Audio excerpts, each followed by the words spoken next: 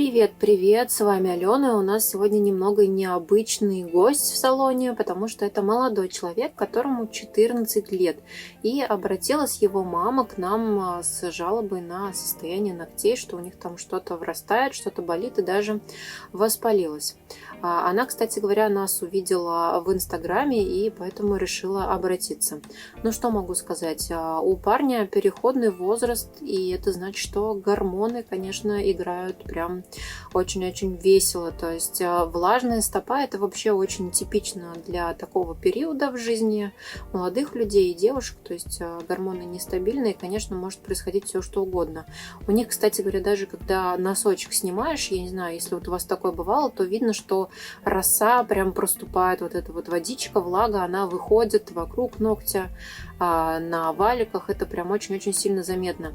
И при таких состояниях, конечно же, всегда очень быстро развивается воспалительный процесс. Самое минимальное какое-то травмирование, неправильное подстригание, и может произойти вот то, что мы с вами сейчас наблюдаем.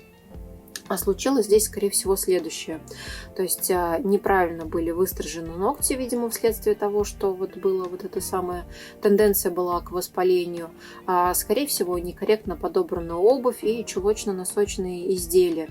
И, кстати говоря, обратите внимание, сейчас вкусняшку достанем, обратите внимание, что воспаление не только на большом пальце первом, а также на третьем пальчике, на среднем. Видите, там даже немножко видно что-то не то, возможно, небольшое загноение. Но это мы посмотрим чуть позже.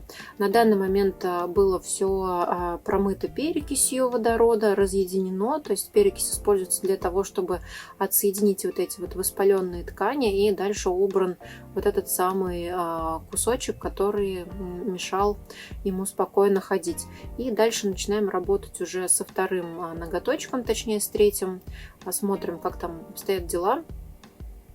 Кстати говоря, я знаю, что будет вопрос, что же это за коричневые такие пятнышки на ногтях. Это осталось неизвестным. Если вы знаете, напишите. Ну, я не знаю, какой-то пигмент, скорее всего. Также на втором пальчике убрали в рост. И дальше убираем временную тампонаду, потому что мы ее использовали для того, чтобы снова отсоединить ткани. И дальше продолжаем убирать уголочек. Многие спрашивают, больно это или нет.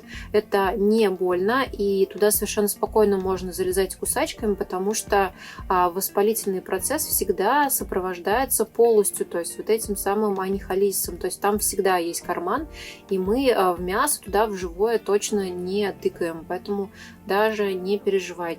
Ну, дальше в помощь идут наши любимые пинцеты. Без них, наверное, вообще работа была бы невозможной, потому что кусачки — это, конечно, хорошо и прекрасно, но всегда нужно еще обязательно чем-то достать этот самый кусочек. И там ни кюреткой ничем не справишься, кроме как пинцетом.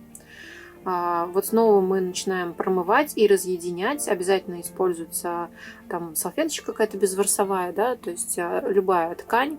И все это дело промывается и промакивается. Аккуратно, медленно просматриваем. Конечно, нет задачи сделать кому-то больно, поэтому всегда, если работаем с такими клиентами, спрашиваем, какие у них ощущения, делаем все по чуть-чуть, очень-очень спокойно и медленно. Кстати говоря, за работой мастер Елена, я думаю, что вы уже узнаете ее ручки. Лена сейчас промывает хлоргексидином, убираем лишнюю жидкость. И пока Лена продолжает работу, хочу сказать, что нужно обязательно, это я сейчас обращаюсь, наверное, даже больше к мамам, несмотря на то, что ваши детки уже вроде как подросли, и 14 лет это уже такой серьезный возраст, они уже достаточно самостоятельные, все-таки было бы не лишним, если бы именно такие моменты вы отсматривали, особенно если есть тенденция к влажной стопе, нужно понимать, что тут очень-очень легко обеспечить в рост, вообще, как два пальца об асфальт, то есть не поленитесь, проконтролируйте.